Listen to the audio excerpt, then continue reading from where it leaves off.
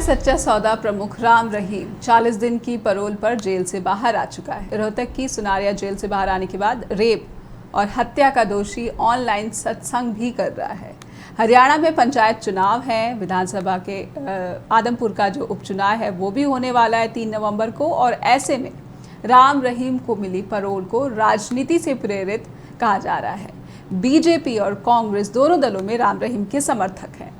चुनाव में इसलिए राम रहीम से आशीर्वाद लेने वाले नेताओं और पार्टी के कार्यकर्ता उनके पास पहुंचते हैं। नमस्कार, आप देख रहे हैं जस्ट टीवी। स्ट्रेट टॉक में आपका स्वागत है। मेरा नाम है नेहा शुक्ला। ऐसा क्यों होता है कि चुनाव से पहले राम रहीम को जेल से पैरोल या फरलो मिल जाती है? क्या ये कानूनी प्रक्रिया का मजाक है? फरवरी में पंजाब विधानसभा चुनाव से भी ठीक पहले राम रहीम को 21 दिन की फरलो दे दी गई थी। अब हरियाणा में भी चुनाव है और ऐसा कर दिया गया है। इस साल में तीसरी बार है जब राम रहीम को जेल की कैद से ब्रेक मिला है, और हिमाचल प्रदेश में भी विधानसभा के चुनाव का ऐलान किया जा चुका है। आइए आपको दिखाते हैं कि राम रहीम ने जेल से बाहर आने के बाद किस तरह से अपने जो समर्थक हैं या जो फॉलोअर्स अनुयायी हैं उन्हें ये संदेश दिया, वीडियो संदेश, कि आपको उनकी बात माननी है।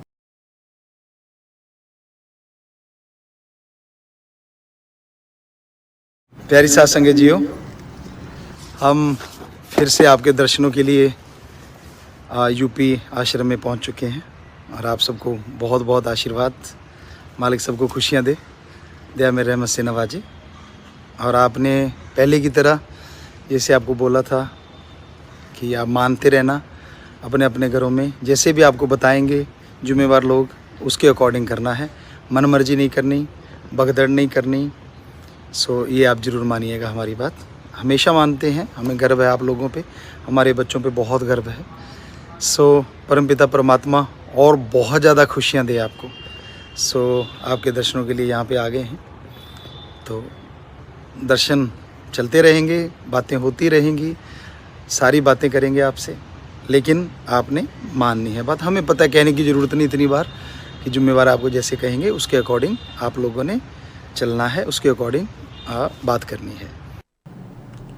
तो बात माननी है, ये कहना है डेरा मुखी राम रहीम का, जो कि रेप और हत्या जैसे जघन्य अपराधों में दोषी है। जेल की सज़ा 20 साल कैद की सज़ा भुगत रहा है। और इस मामले से जुड़े हमारे जो प्रश्न हैं वो हम आपके टीवी स्क्रीन पर कुछ इस तरह से रखना चाहते हैं। हमारे सवाल हैं कि क्या राम रहीम को पैरोल दिया जाना कैदी सुधार प्रयास है कहा जा सकता है?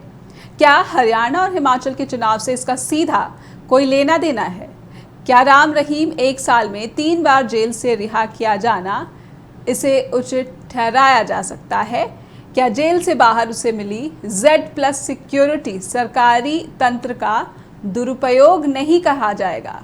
क्या जघन्य अपराधों में सजा भुगतने वाले दोषी को मानवीय आधार पर रिहाई देना उचित ठहराया जा सकता है? और क्या इसकी आड़ में हरियाणा की बीजेपी सरकार राम रहीम से चुनावी आशीर्वाद लेने की कोशिश कर रही है? ये तमाम सवाल हैं जिनके बारे में हम समझने की कोशिश करेंगे हमारे आज के मेहमानों से, और इन मेहमानों से हम सीधा साधा संवाद शुरू करेंगे। इससे पहले अपने दर्शकों से अपील करना चाहूँगी कि आप भी हमारी आज की स्ट्रेट टॉक का हिस्सा ज़रूर बनिए। आपकी भागीदारी से ही हमारी चर्चा की जो सार्थकता है वो मजबूत होती है। दर्शकों की राय, आपकी बातें निष्पक्ष और स्वतंत्र पत्रकारिता के लिए लगातार प्रोत्साहित करती हैं।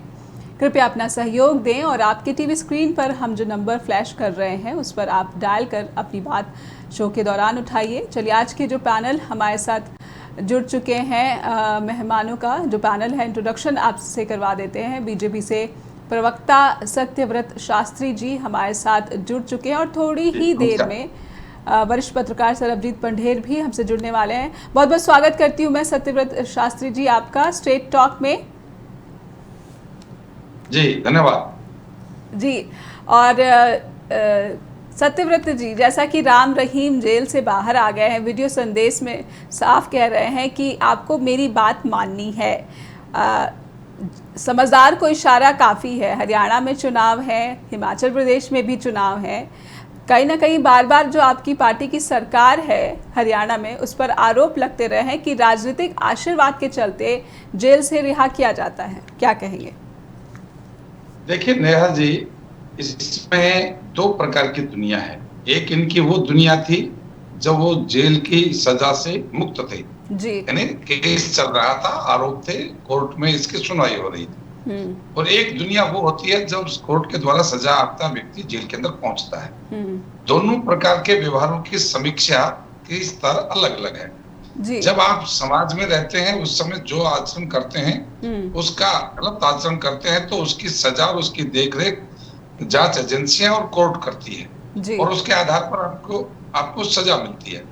और जब सजा प्राप्त करने के लिए, सजा भुगतने के लिए जब वो जेल की कोठरियों के भीतर होता है तो वहां का एक तंत्र अलग होता है जो आपके व्यवहार को देखता है जी। और इसी पर निर्भर होता है कि आपके साथ व्यवहार क्या किया जाए, क्योंकि आपके पहले व्यवहार की आपको सजा मिल रही है और आप जो वर्तमान कर रहे हैं उसके बारे में आपकी समीक्षा समय समय पर जांच एजेंसियां की बजाय जो अंदर का सिस्टम है, जेल प्रशासन है और उसके आसपास जो प्रशासनिक अधिकारी हैं उनके माध्यम से इसकी समीक्षा की जाती है।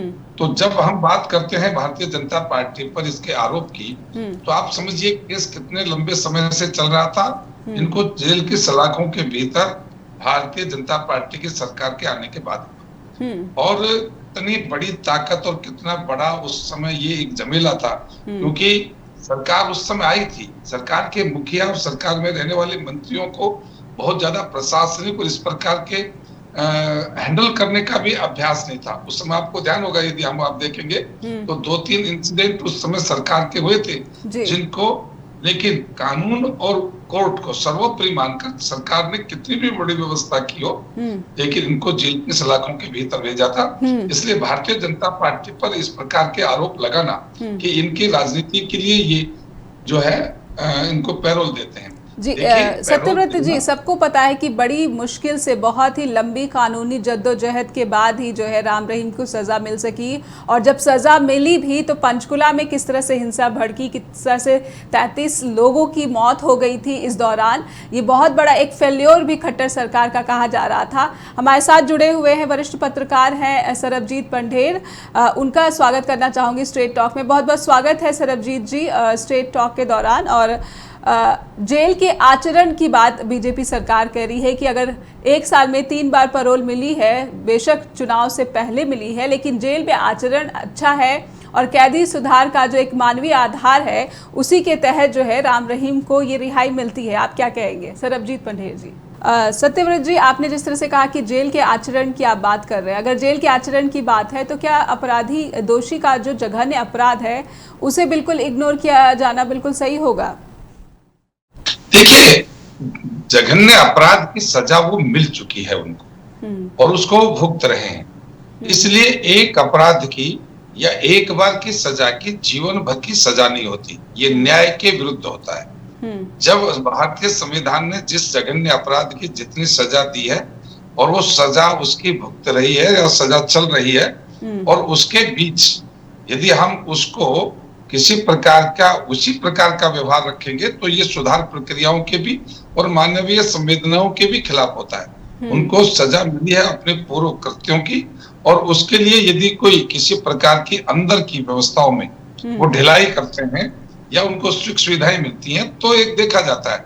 लेकिन यदि हम पैरोल की और फरलो की, ये 2 अलग अलग व्यवस्थाएं जेल के कैदियों के लिए होती हैं। पैरोल कम मिलती है, फरलो कम मिलती है, कितनी मिलती है, किस स्तर पर मिलती है, और सरकार चाहे तो मिलती है या कैदी चाहे तो मिलती है, ये प्रश्न है जिन पर हमको विचार करना चाहिए। ये प्रार्थना पत्र कैदी की ओर से आता है कि मुझे पैरोल चाहिए, और उसके ऊपर वहां का जेल सुप्रिटेंडेंट जो होता है वो अपनी एक रिपोर्ट तैयार करता है और रिपोर्ट के ऊपर उसी का मतलब होता है प्रशासनिक अधिकारी जो कमिश्नर लेवल के अधिकारी होते हैं उस क्षेत्र के, वो उस रिपोर्ट को समीक्षा करते हैं कि वास्तव में इसके जाने से कोई बाहर कोई ऐसी स्थिति तो नहीं होगी को कानून को व्यवस्था को लेकर कोई बात उठे या और कुछ हो। तो ये मुझे लगता है कि जो कानून सम्मत चीज है उसी के आधार पर है, कानून से बाहर जाकर कोई काम इस पर नहीं हो रहा। जी, एक छोटा सा ब्रेक लेंगे यहाँ पर सत्यव्रत जी, और फिर कोशिश करेंगे कि सरबजीत पंढेर भी हमसे जुड़े और उनकी भी बात हम सुने निष्पक्ष तौर पर, क्या उनका कहना है इस बारे में। एक छोटा सा ब्रेक लेते हैं, स्ट्रेट टॉक में फौरन हाजिर होंगे। ब्रेक के बाद फिर से स्वागत है आपका, आप देख रहे हैं स्ट्रेट टॉक, और आज हम बात कर रहे हैं राम रहीम को मिली पैरोल की, जो कि चुनाव से एंड पहले उन्हें दी गई है। 40 दिन की पैरोल है। हमारे साथ मेहमान बने हुए हैं बीजेपी प्रवक्ता हैं सत्यव्रत शास्त्री जी, और साथ ही सीनियर जर्नलिस्ट हैं सरबजीत पंढेर जी। सरबजीत जी, आपके पास आना चाहूँगी, और ब्रेक पर जाने से पहले हम समझ रहे थे बीजेपी की प्रवक्ता सत्यव्रत शास्त्री जी से कि पैरोल क्यों मिली है राम रहीम को। जैसे ही चुनाव आते हैं उससे पहले उनको दे दी जाती है, जबकि ये कहा जाता रहा है कि अपने समर्थकों को वो अगर कह देते हैं कि इस दल को वोट देना है या इस उम्मीदवार को देना है, तो ये एक बड़ा वोट बैंक माना जाता रहा है और कहीं ना कहीं चुनाव को प्रभावित करता है। सरबजीत जी, क्या कहेंगे? नेहा जी, मैं शास्त्री जी की बात सुन रहा था। टेक्निकली बिल्कुल ठीक कह रहे हैं, लेकिन साथ में बात ये भी आती है कि राम रहीम पे दोष क्या है, और उनपे वो अकेले जैसे कह रहे थे उनको सजा मिल गई है, सजा नहीं मिल रही है। He is in the process of serving the जो है पनिशमेंट जी। पहली बात ये है। दूसरी बात ये है, वो अकेला केस नहीं है उनपे, उनपे संगीन जुर्म है। वो जो seriousness of the crime, rape and murder जी, और जैसे, और एक ये नहीं है, और भी केसेस पेंडिंग है उनके खिलाफ। पंचकुला में जो राइट्स हुए थे, जो हिंसा हुई थी, वो भी तो एक बहुत ही जो सीरियस काइंड ऑफ एलिगेशंस है। और ये एक ट्रेंड बनता जा रहा है कि इलेक्शंस के जब टाइम आते हैं, कभी बिल्किस बानो पे जो लोग हैं उनको पैरोल मिलती है, अब राम रहीम को पैरोल मिलती है जी। और ऐसे ही और दूसरी बात यह है कि पंजाब में इसका एक रिएक्शन आ रहा है कि पंजाब में एक डिमांड, एक सेक्शन में स्पेशली सिख कम्युनिटी से डिमांड आ रही है कि जो लोग कोई अपनी सजा काट चुके हैं, उनको भी अभी रिलीज नहीं किया जा रहा। उन पे जो है देशद्रोह, टेररिज्म, मर्डर, उन पे भी चार्जेस हैं। उनका भी जो आचरण है जेल में, क्या जेल में इतना बुरा था कि उनको एक भी पैरोल नहीं मिलती, और ऐसे राम रहीम को पैरोल मिल रही है। नेहा जी, एक इसमें ध्यान देने वाली बात बहुत अहम ये है कि इसका बैकग्राउंड क्या है। तो ये डेरे हैं, इनके पास कौन से लोग जाते हैं। It is very important to understand कि जो लोग सामाजिक तौर पे, आर्थिक तौर पे और पॉलिटिकली और भी कई तरीके से हाशिए तक धकेल दिए जाते हैं, उनके पास और कोई चारा नहीं रहता कि उनको वो डेरा या कोई ऐसी जो संस्थाएं हैं उनके साथ उनका संपर्क हो जाता है। और ये जो डेरे के लोग होते हैं उनको कहते हैं, देखो आप लोगों को बाकी तो समाज ने किनारे पे कर दिया, हम आपको बराबरी देते हैं एंड ऑल दैट स्टफ होता है।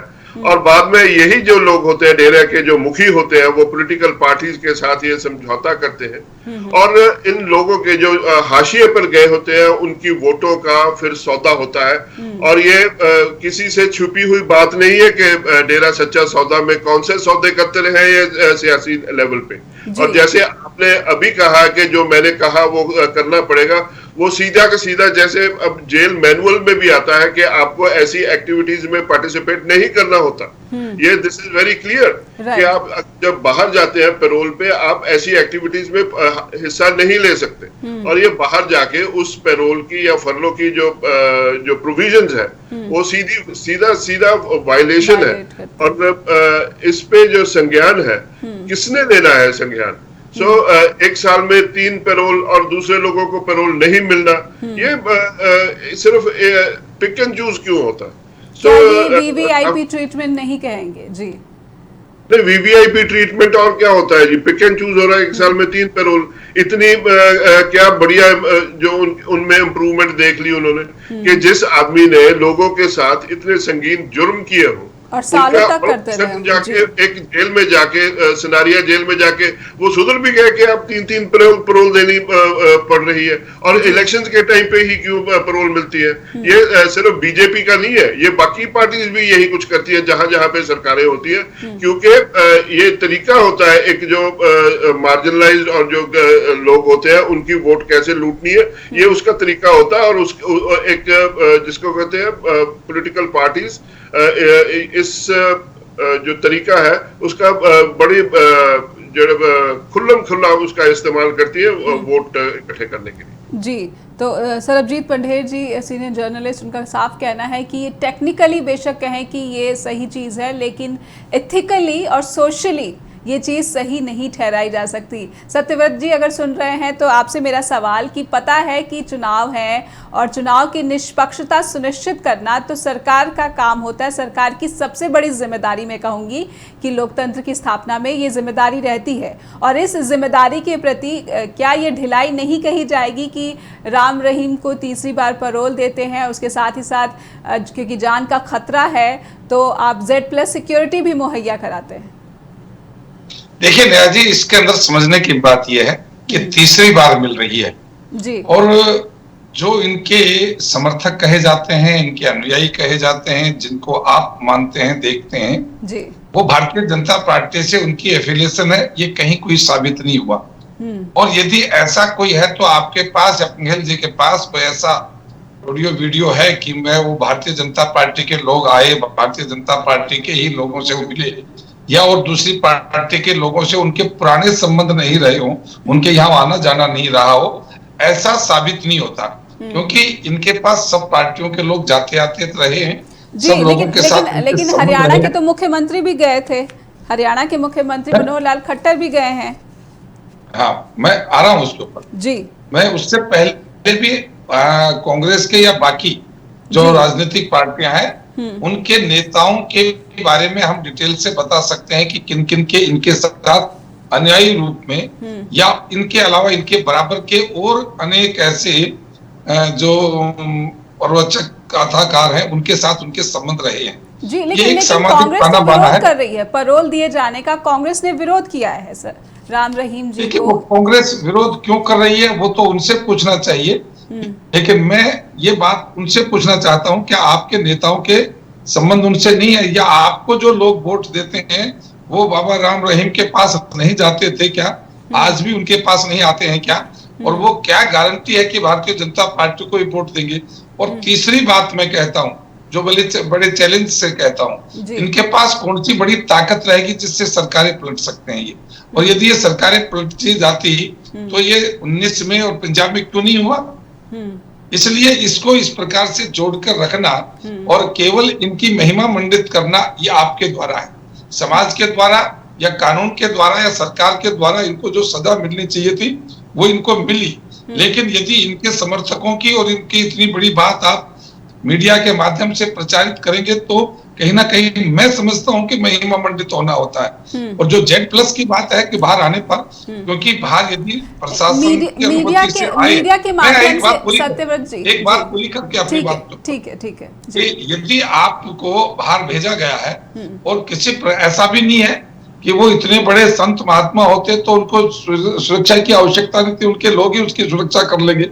ऐसी अव्यवस्था के कारण से Z+ सुरक्षा या इतनी बड़ी सुरक्षा दी है कि इनके विरोध में इतने लोग हैं कि वो सामान्य सुरक्षा भेज सकते हैं। इसलिए इन सब बातों से कोई रिजल्ट नहीं मिलने वाला, बल्कि महिमा मंडित होते हैं इस प्रकार की चर्चाओं से।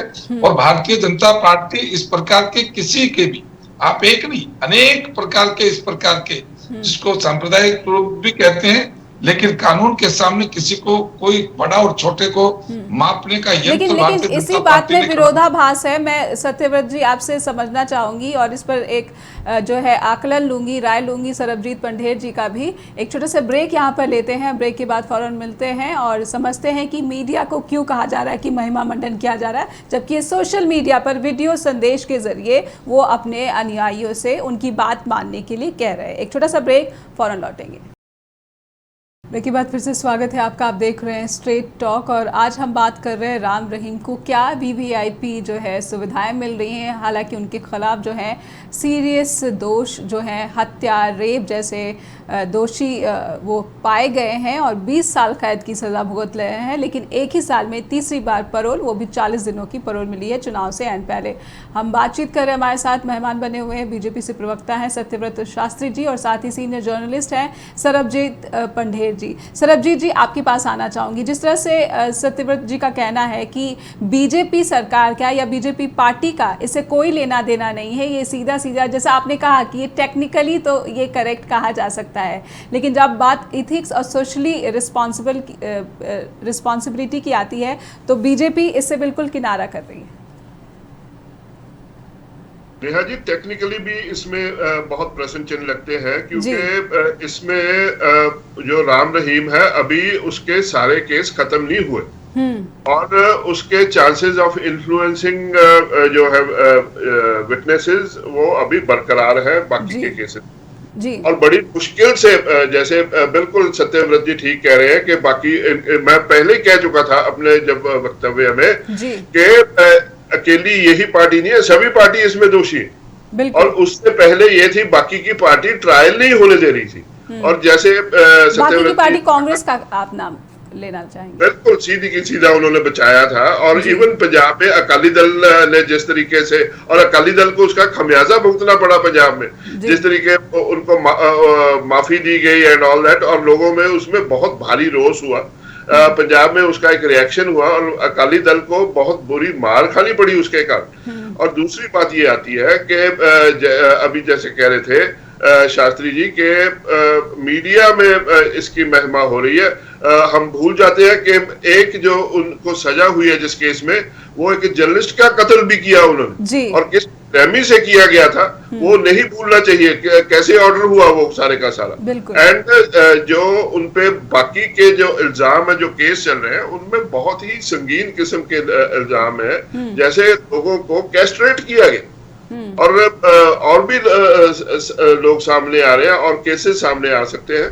इन्वेस्टिगेशंस मुकम्मल नहीं हुई, बिल्कुल, और वो इन्फ्लुएंस कर सकते हैं। सजा जो है जी, सजा जो है वो अदालत देती है और एक ऑफिसर जेल मैनुअल का सहारा लेके, आप एक आदमी को जिसपे संगीन जुर्म लगे हो, एक जेल मैनुअल का सहारा लेके, टेक्निकल प्रोविजंस का सहारा लेके अगर उसको पेरोल देते हो, ये न्याय के बारे में न्याय कैसे हो रहा है? ये जिस अदालत ने सजा दी है और पेरोल कोई और दे रहा है, वही अदालत नहीं दे रही। ये इसको कंफ्यूज किया जा रहा है सारे का सारा इशू। सो ये बिकॉज ये कहा जाता है ये प्रोविजन है जेल मैनुअल में, सो वही मैं कह रहा था टेक्निकली आप साउंड होगे, टेक्निकली भी आपने कहा कि ये सही नहीं करार दिया जा सकता। और मीडिया को अगर महिमा मंडल की बात करें, वो तो वीडियो संदेश जारी कर रहे हैं, यूट्यूब पे जारी कर रहे हैं और उसके जरिए वो ना सिर्फ उत्तर प्रदेश के अनुयायियों को कह रहे हैं बल्कि पूरे देश के अनुयायियों को कह रहे हैं कि उनको क्या करना चाहिए। जो समझदार को इशारा काफ़ी है, उनके अनुयायियों के लिए इशारा काफ़ी है, राजनीतिक दलों के लिए काफ़ी है।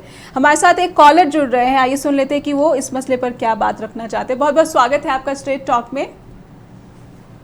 जी नेहा जी, देखिए इस तरह के जो धर्मगुरु हैं राम रहीम जी की तरह जी, इन धर्मगुरुओं का भारत में मुझे अच्छी तरह याद है, इनका एक बड़ी पावर है इनमें, ये वोट चुंबक है। भारत की राजनीति के लिए ये वोट चुंबक है और जैसे कहा जा सकता है कि इस तरह के धर्मगुरु जो है ना, they are available in all shapes and sizes.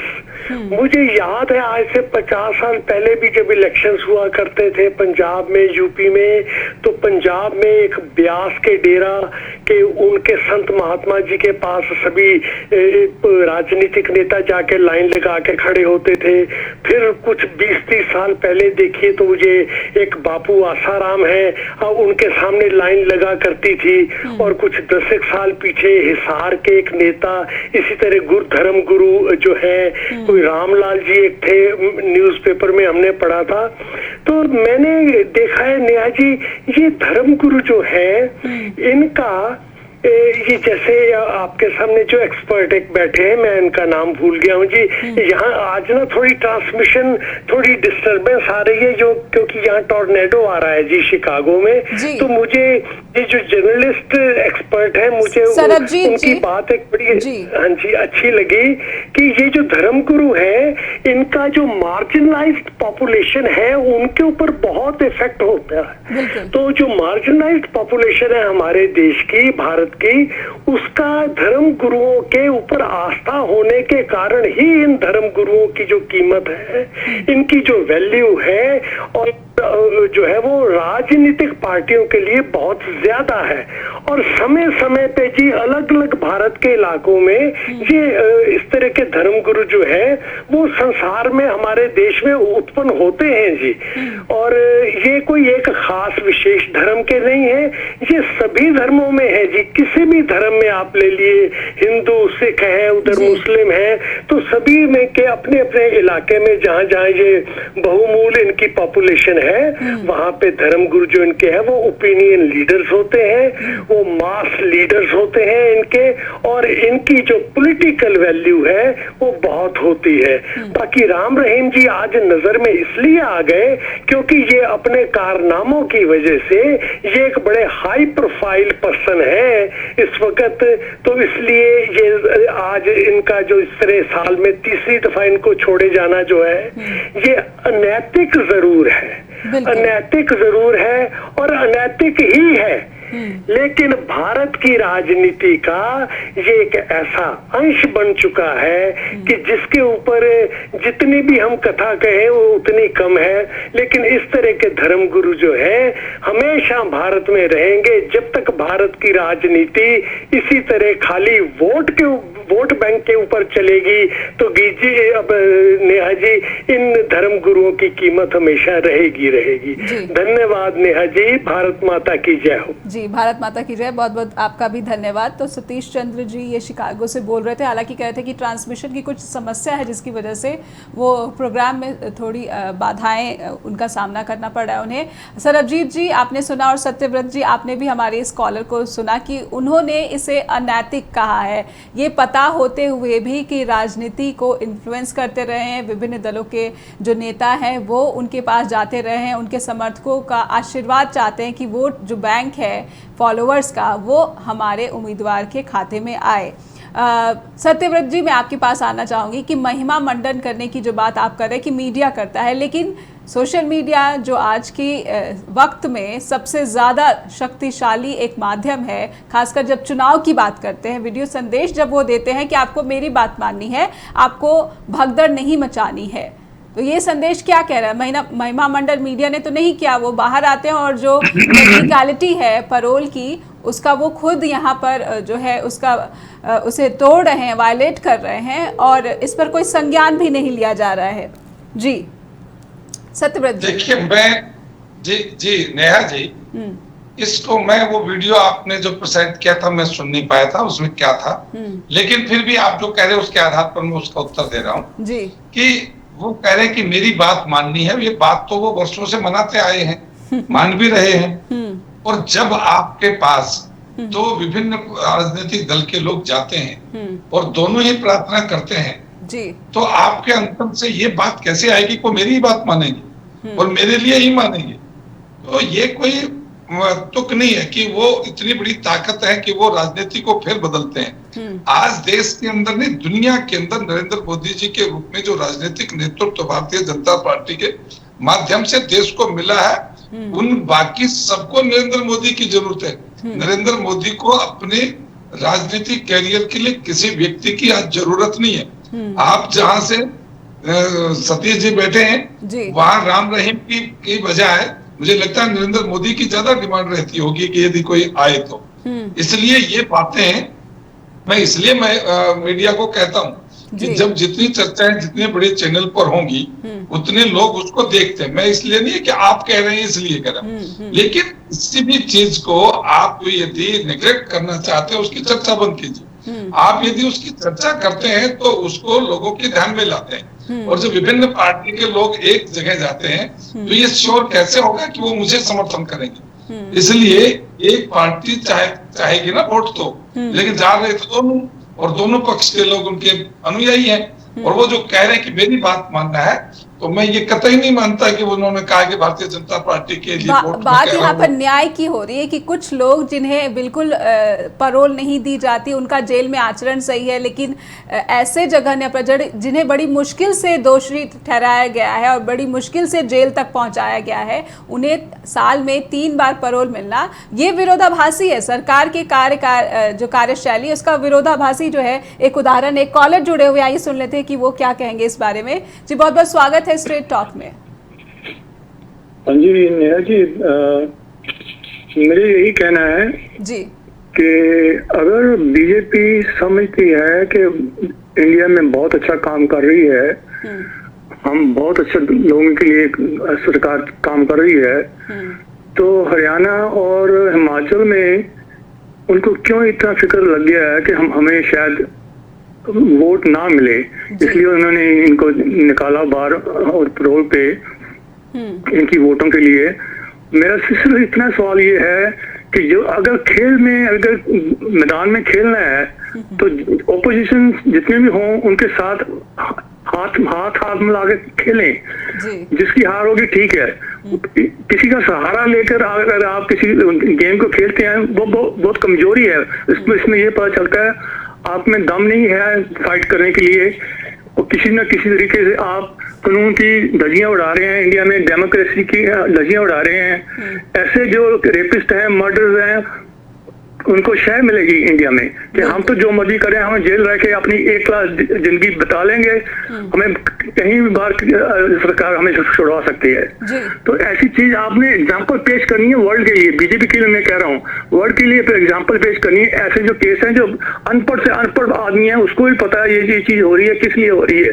तो मेरे आपके साथ रिक्वेस्ट है कि आप इंडिया के नाम दुनिया में रोशन करें, ऐसे केसेस ना करें, दुनिया को सबको, सारी मुल्क वर्ल्ड को पता चल जाएगा कि ये क्या हो रहा है इंडिया में। थैंक यू, बहुत बहुत धन्यवाद आपका। तो जितेंद्र वालिया ये न्यूयॉर्क से हमारे दर्शक, और कह रहे थे कि क्या ज़रूरत पड़ गई, अगर नरेंद्र मोदी जी इतने बड़े नेता हैं तो उन्हें इस तरह के जो दोषी हैं जघन्य अपराधों के, उनकी मदद की क्या ज़रूरत पड़ गई। अगर विरोधी कहते हैं तो इस तरह की विवाद को आप आमंत्रित ही क्यों करते हैं। सरबजीत जी, आपसे समझना चाहूँगी कि ये तमाम जो शंकाएँ हैं और ये जो आरोप लगाए जाते रहे, उसके बाद भी इस तरह का जो कृत्य है वो बीजेपी सरकार की तरफ से देखने को मिलता है। एक छोटे से ब्रेक के लिए कहा जा रहा है, एक ब्रेक लूँगी और ब्रेक पर आने के बाद आपसे जवाब समझूंगी। फिलहाल ब्रेक लेते हैं, फौरन लौटेंगे।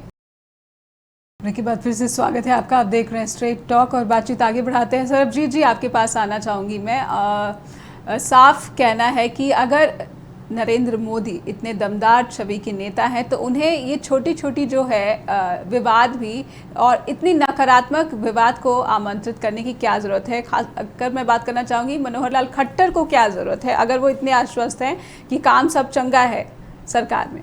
जी हाँ जी, एक इसमें एक और भी फैक्टर है जो हम भूल रहे हैं कि डेरा सच्चा सौदा शायद ही सारे देश में एक ही ऐसा डेरा है जिसकी एक पॉलिटिकल अफेयर्स कमेटी या विंग है उनका, और वो उस पे कैसे वोट डालनी है उसका सीधा सीधा उनका एक मैसेज आता है जी। और वो मैसेज सीधा ऐसे नहीं होता कि आप फला पार्टी को वोट डालिए, वो एक इनक्रिप्टेड मैसेज होता है, उसमें एक इशारा होता है आपने किसको वोट डालनी है, ये सबको मालूम है जी। और ये पहले होता आया है। और दूसरी बात ये इसकी जो शास्त्री जी कह रहे हैं कि बात ही नहीं होनी चाहिए। अब ये मैं बात पूछना चाहता हूँ शास्त्री जी, हमें ये भी बता दे कि पैरोल की जो कंडीशंस हैं उसमें क्या राम रहीम को सत्संग ऑर्गेनाइज करने की अनुमति है, उसमें जी अलाउ होती है क्या? वो ऐसा नहीं होता। दूसरी बात यह है कि जहां से आपको पैरोल मिलती है, आपको रोज वहां जाके एक पुलिस थाने में आपको अपना जाके हाजिरी लगानी होती जी। और वो अब भागपत में जाके अगर या किसी और जगह जाके अपना सत्संग करते हैं, ये बाकी के जिनको पैरोल मिलती है उनको ये अनुमति होती है क्या? तो अगर हम ये कहते हैं कि उनको एक कोई स्पेशल ट्रीटमेंट नहीं हो रहा, वीआईपी ट्रीटमेंट नहीं हो रहा, ये भी तो जो कानून की व्यवस्थाएं हैं उनकी धज्जियां उड़ाई जा रही है, खुल्लम खुल्ला उड़ाई जा रही है। और अगर ऐसा हो रहा है एक जगह तो आप रेपिस्ट और मर्डरर को पैरोल दे रहे हो साल में 3 बार, दूसरा पंजाब जैसे प्रांत में जहां पे एक बहुत बड़ी ऑलमोस्ट डिमांड है कि जो लोगों ने 20-20, 30-30 साल जेल में काट लिए हैं और उनके जो उनके सेंटेंसेस है कुछ लोगों के वो भी पूरे हो गए, उनको छोड़ दीजिए। छोड़ने की जगह छोड़ भी नहीं रहे और उनको पैरोल भी नहीं मिल रही। तो वो कहते हैं जी वो तो संगीन जुर्म है। अब जैसे जो कह रहे हैं कि मीडिया महिमा कर रहा है इसके बारे में, जब 20 मानव पे जो रेपिस्ट है उस केस में जो बाहर आए उनको तिलक या पुष्प मालाएं मीडिया ने नहीं पहनाई थी, लेकिन मीडिया की ये जिम्मेदारी बनती है कि क्या कौन लोग हैं जो सामने आके रेपिस्ट के गले में हाथ डाल रहे हैं, और ये मीडिया की अब भी रिस्पॉन्सिबिलिटी बनती है कि जो अपने आप को एक डेरे का मुखी कहता है, जब वो एक सत्संग ऑर्गेनाइज करता है तो कौन लोग आके अटेंड करते हैं। तो समाज में रेप और मर्डर जैसे जो इल्जाम है उन पे समाज का क्या उस पे रुझान है, उस पे क्या अवेयरनेस होनी चाहिए। अगर आप एक मुद्दे को सामने ही नहीं लेके आएंगे, उस पे डिबेट ही नहीं होगी, तो उसमें संवाद नहीं होगा, तो सुलझेगा कैसे। और मैं बिल्कुल फिर मैं बाद में दोहराना चाहता हूँ, ये सिर्फ एक पॉलिटिकल पार्टी की बात नहीं है, ये एक पॉलिटिकल क्लास की बात है कि जो ऐसे लोगों को प्रोत्साहन करते हैं जिनके थ्रू उन लोगों की वोटें लेना चाहते हैं जिनको ये पॉलिटिकल स्पेस में जगह नहीं देना चाहते। और ये सारे का सारा जो सारा सिस्टम है वो तब से शुरू हुआ है नेहा जी, जब से पॉलिटिकल पार्टीज ने अपना जो है सिद्धांतिक तौर पे अपने सिद्धांतों को जो है श्रद्धांजलि दी है। क्योंकि जब जो हमारे कॉलर थे वो कह रहे हैं कि पॉलिटिकल पार्टीज को, मैं ये नहीं कहूंगा कि नरेंद्र मोदी जी ने फोन करके राम रहीम को बाहर निकालने के लिए जेल को कहा, ये मैं इसमें, या इवन खट्टर साहब को भी नहीं कहूंगा। तो मैं ये नहीं मानता, लेकिन एक ट्रेंड है। ट्रेंड ये है कि जब पॉलिटिकल पार्टीज अपने सिद्धांतों से काफी दूर हो चुकी हैं तो उनको ये छोटे छोटे काम करने पड़ते, कहीं से कहीं वोटें बटोरनी पड़ती। सो जो वोट बटोरने का काम होता है वो जरूरी नहीं है कि टॉप का लीडर इन्वॉल्व हो, लेकिन बहुत सारे लोग इसमें इन्वॉल्व नहीं है, लेकिन एक कंट्रोल जो है, एक नेतृत्व, जब लीडरशिप की बात है तो जिम्मेदारी सबसे बड़ी नेतृत्व के कंधे पर है। जी बिल्कुल उनकी होती है। अब जैसे एक पैरोल हो गई तो सीएम साहब को चाहिए था कि अगली पैरोल के पहले होम मिनिस्ट्री जो है वो सतर्क होती, और तीसरी पैरोल जो एक ही आदमी को 3-3 पैरोल मिलती है, दूसरों को कितने और 40 दिन की, 21 दिन की, पूरे महीने की। तो ये क्या है, ये किस तरह का कैदी सुधार प्रयास है? जी नहीं, सरकार बता दे कि कितने लोगों को और लोगों को 3-3 पैरोल मिलती है साल में, तो एक ही आदमी को क्यों?